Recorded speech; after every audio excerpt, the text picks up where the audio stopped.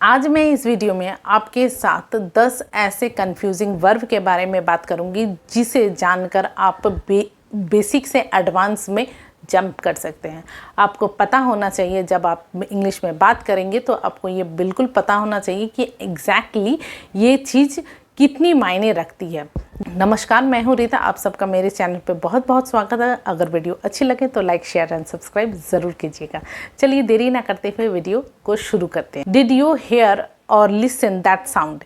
आप यहाँ पर बोल सकते हैं कि लिसन और हेयर में, ये दोनों में कौन सी यहाँ पर बैठी? आप बोलिए यहाँ पर कौन सा करेक्ट होगा, हेयर या फिर लिसन? वीडियो पॉज करके आप बोलिए। यहाँ पर जो करेक्ट वर्ब है वो होगा hear. Did you hear that sound? क्योंकि हेयर का मतलब होता है जब हम लोग कोई चीज़ सुनते हैं, ठीक है, हम लोग इंटेंशनली उस चीज़ को सुनने की कोशिश नहीं कर रहे हैं। तो यहाँ पर बोल रहा है कि क्या तुमने वो साउंड को सुना है? तो साउंड को सुना है, इंटेंशनली हम लोग वो साउंड को नहीं सुन रहे हैं। वहाँ कुछ आवाज़ हुई और हम लोगों को यहाँ पर सुनाई दिया, तो यहाँ पर जो हम लोगों को सुनाई देता है उसको वहाँ पर हम लोग हेयर लगाते हैं। और लिसन जो है, जब हम इंटेंशनली जैसे न्यूज़ सुन रहे हैं या फिर हम लोग किसी की बातें ध्यानपूर्वक सुन रहे हैं तो वहाँ पर हम लोग लिसन का इस्तेमाल करते हैं। और लिसन के साथ हमेशा टू जो है प्रीपोजिशंस लगती है, ठीक।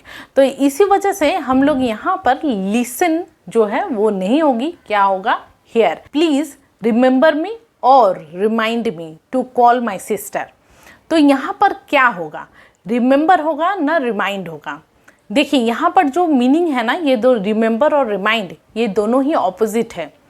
रिमेंबर मतलब कोई चीज़ हम लोग याद करते हैं और उसे ना भूलने की कभी चेष्टा करते हैं, ठीक है। रिमेंबर मतलब जो चीज़ हम लोग याद करते हैं, याद रखते हैं, मेमोराइज करते हैं, उसी को हम लोग रिमेंबर बोलते हैं ना, रिमेंबर दिस। तो अब यहाँ पर रिमाइंड जो है, आप किसी दूसरे को संकेत करें कि मुझे याद दिला देना, याद दिलाने को हम लोग यहाँ रिमाइंड मतलब होता है किसी व्यक्ति को उसके बारे में याद दिलाना। यहाँ पर इसी को हम लोग क्या बोलते हैं, रिमाइंड। तो यहाँ जो सेंटेंस हुआ है, please remind me to call my sister, यहाँ रिमेंबर नहीं होगा क्योंकि रिमेंबर मतलब याद करने का। अब मुझे यहाँ पर रिमाइंड करवा रहा है, ठीक है। कोई तीसरा व्यक्ति जो है वो मुझे याद दिलवा दे रहा है कि मैं अपनी बहन को बुलाऊं। चलिए अब तीसरे सेंटेंस, कुड यू बोरो और लेन मी योर बैग? यहाँ क्या होगा, बोरो होगा या फिर लेन होगा? आप जब किसी व्यक्ति से किसी चीज को थोड़े समय के लिए उधार मांगते हैं तो क्या बोलते हैं हम लोग, उधार मांगना, ठीक है। उधार मांगने को हम लोग लेन बोलते हैं। लेकिन जब हम लोग किसी को टेम्पररी उधार देते हैं तो यहाँ पर हम लोग क्या बोलते हैं, बोरोड। जैसे कि आप कभी भी बैंक जाते हैं तो वहाँ से पैसे थोड़े दिन के लिए आप वहाँ से उधार लेते हैं तो क्या बोलते हैं वहाँ पर, आई बोरोड मनी फ्रॉम। हम लोग बैंक से क्या करते हैं, मनी क्या करते हैं, बोरो करते हैं।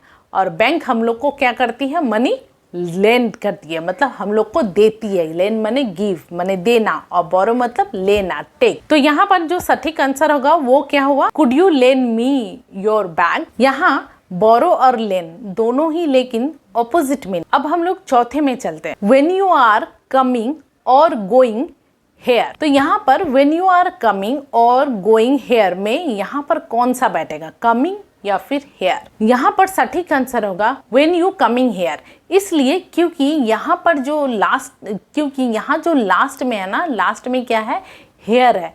तो हेयर जब भी आपका रहेगा तो वहाँ पर हम लोग आ रहे हैं। यहाँ पर देखिए, बेसिक अंग्रेजी आप समझना चाहें तो कभी भी कोई चीज़, कभी भी कोई आता है तो उसको हम लोग बोलते हैं कमिंग। अगर वहाँ पर जाता है, देयर रहता लास्ट में, तो हम लोग वहाँ पर गोइंग लगाते हैं। When you going there, I spend or waste my lots of money on my watch because I love my watch.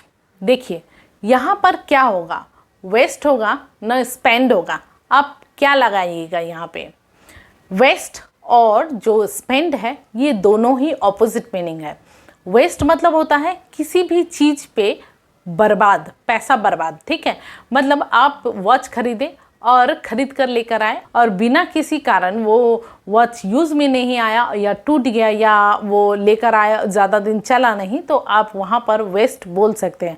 I waste lot of money on my watch. ये जो वेस्ट में जो है यहाँ पर नेगेटिव थिंक लाती है, इसीलिए हम लोग यहाँ पर इसको वेस्ट नहीं बोलेंगे। तो यहाँ पर क्या बोलेंगे, I spend a lot of money on watch because I love. तो यहाँ पर हम लोग स्पेंड इसलिए बोल रहे हैं क्योंकि मैं बहुत सारे पैसे जो है अपने वॉच पे खर्च करना पसंद करती हूँ, क्योंकि मुझे वॉच पसंद है।